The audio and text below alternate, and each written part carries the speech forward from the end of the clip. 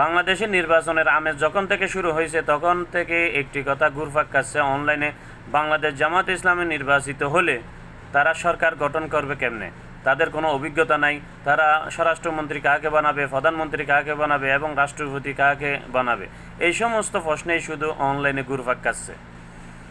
আমি তাদের উদ্দেশ্য বলতে চাই, ভাই, বাংলাদেশ জামাত ইসলামের যেই জ্ঞান বুদ্ধি এবং তাদের স্মার্টিত্ব, তাদের শিক্ষাগত যোগ্যতা, তাদের এবং ডিসিপ্লিন, এটা বাংলাদেশে আর কোনো দলের মধ্যে নাই।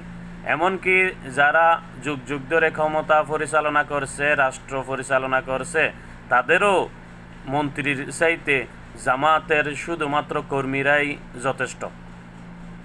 তাই জামাতের কিভাবে পরিচালনা করবে, দেশ পরিচালনা করবে, তারা সেটা আগে থেকেই ভেবে রেখেছে।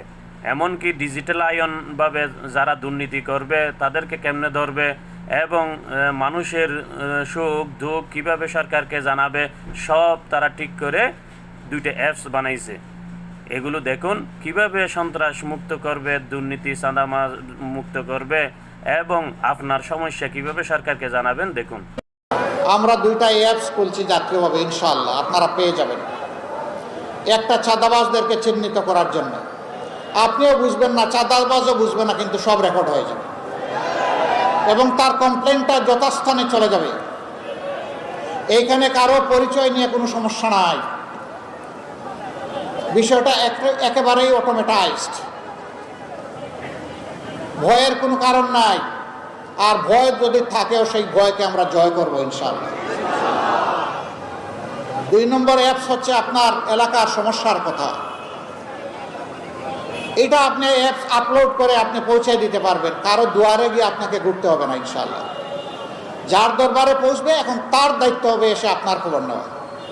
তিনি আসতে পারলে ভালো, না হয় তার মানুষ পাঠিয়ে খবর নেবেন, তাকে সেই দায়িত্ব পালন করতে। আমরা 6 মাসে একবার নির্বাচিত হলে আমাদের সঙ্গীয় জনপ্রতিনিধিদেরকে জনগণের মুখোমুখি করব। তারা খোলা মনে জানতে চাইবেন তাদের অধিকার কোথায় লঙ্ঘন করা হয়েছে, কেন করা হয়েছে,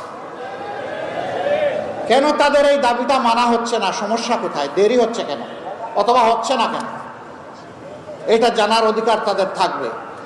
আমরা ইশতেহারে যে সমস্ত কথা বলবো এগুলা সম্পর্কে জানার অধিকার থাকবে এই কারণে যে আমরা কারো নিজের বাপের টাকায় এই দেশ চালাবো না। এবার আপনারা বলুন, বাংলাদেশ জামাত ইসলামী যদি নির্বাচিত হয়ে দেশ পরিচালনা করার দায়িত্ব পায়, তাহলে তারা সরকার গঠন করে দেশ পরিচালনা করতে পারবে কিনা সেটা কমেন্টে জানাইয়েন।